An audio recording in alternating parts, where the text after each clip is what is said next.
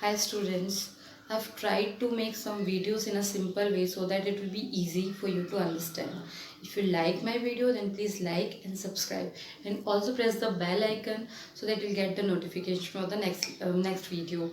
Now in today's class we'll discuss the topic pistil, the structure of pistil and megasporangium, because in the next class we'll discuss the megasporogenesis. So prior to that topic we should know the structure of megasporangium.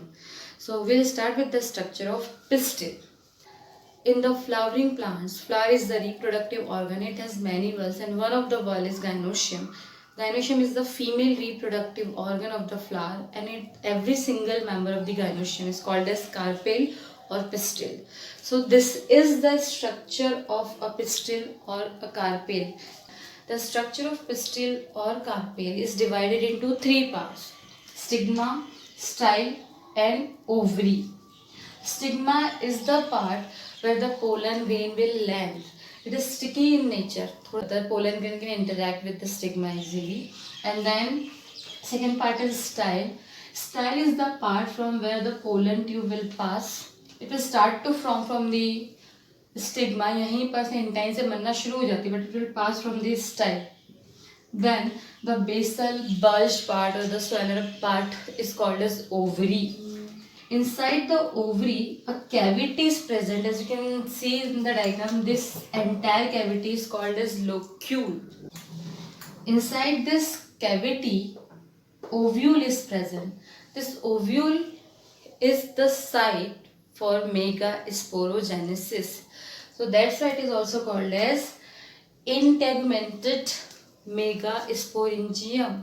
Now we'll see the structure of developed Metropolis ovule in which the megaspore is present, so that when we'll start the megasporogenesis it will be easy for us to understand the process कि कौन सी चीज़ कहाँ से बन रही है.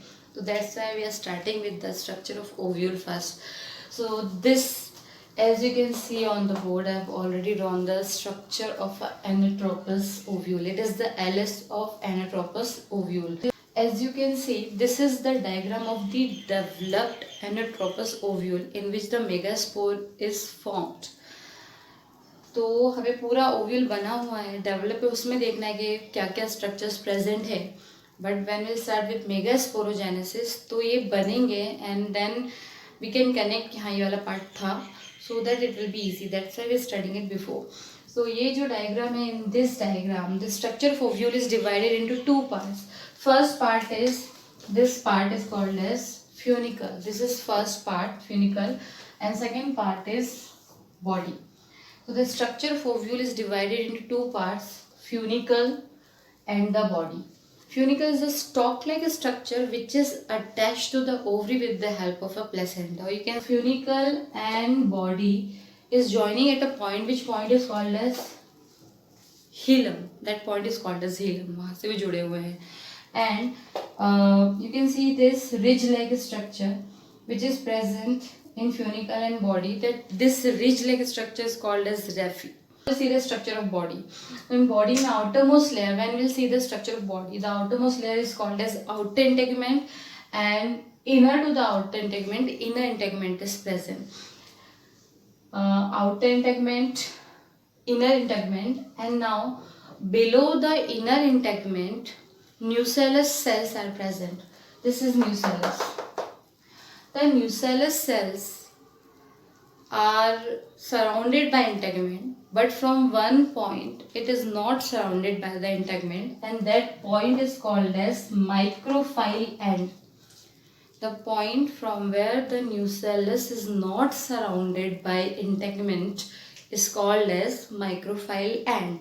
And the end just opposite to the microphyll end, this is microphyll end, and this end which is opposite to the microphyll end is called as chalaza.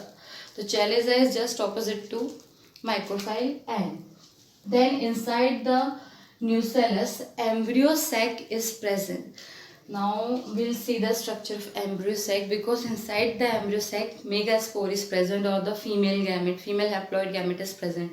So when we see the structure of embryo sac, so At the upper pole or the side which is present towards the chaliceal end, three cells are present which are called as antipodal cells.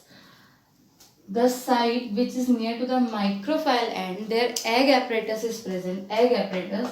That egg apparatus is comprised of two types of cells, two synergid and one egg cell.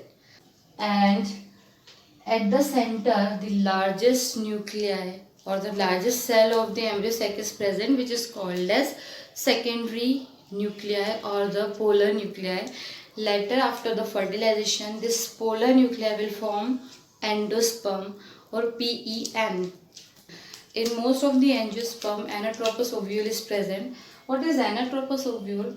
When the micropyle end is lying beside the funicle, then it is called as anatropous ovule. दोनों आसपास में funicle और माइक्रोफाइल दोनों आसपास में हो, एक दूसरे के पैरेलल हो, then it is called as anatropous ovule.